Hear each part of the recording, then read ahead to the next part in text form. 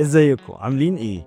لو انتم من المتابعين واتفرجت على الفيديو اللي فات فاكيد شفتوا اكتر 5 العاب كئيبة. الفيديو المرة دي عكسه تماما، لاكتر 5 العاب كلها سعادة وكوميديا. يلا علشان نشوفه، بس الاول انا مستني منك لايك وشير وسبسكرايب. يلا بينا. أول لعبة معانا النهاردة وهي رقم 5، واحدة من كلاسيكيات الضحك والمقالب والتحفيل قبل ما كان يتسمى تنمر، وهي لعبة Neighbors from Hell، واللي احنا عارفينها باسم ازاي تخنق جارك. وهي واحدة من أمتع الألعاب الكوميدية، وخاصة رد فعل الجار على المقالب. ورغم إنها قديمة جدا إلا إن أنا لسه بحب أنزلها وألعبها. وعلى فكرة هي موجودة على الإكس بوكس والبلاي ستيشن كمان، تقدروا تجيبوها. لعبة رقم 4 وهي حصريا من حصريات الإكس بوكس، وهي لعبة عجيبة وغريبة وفيها ضحك مش طبيعي. مجرد ما تفهم فكرة اللعبة هتضحك، وخاصة الجزء التاني بتاعها وهي لعبة Psychonauts، واللي الجزء التاني بتاعها خد تقييمات عالية جدا. ومجرد ما تركزوا في الكلام بتاع الستوري او اللي بيتقال هتلاقي نفسك بتضحك ومش قادر تبطل ضحك. وعلى فكرة هي ممتعة جدا للأطفال. نيجي بقى للعبة رقم 3، وللأسف لأنها في الأساس لعبة أكشن فمرضتش إن أنا أحطها في المركز الأول ولا التاني، ولكن فيها كمية ضحك وتعليقات هتموتك من الضحك جدا. وهي سلسلة بوردرلاند، واللي حققت نجاح كبير قوي من كونها لعبة أكشن وبتدور في عوالم كتيرة، وكمان فيها كمية تريقة وضحك ملوش نهاية خالص.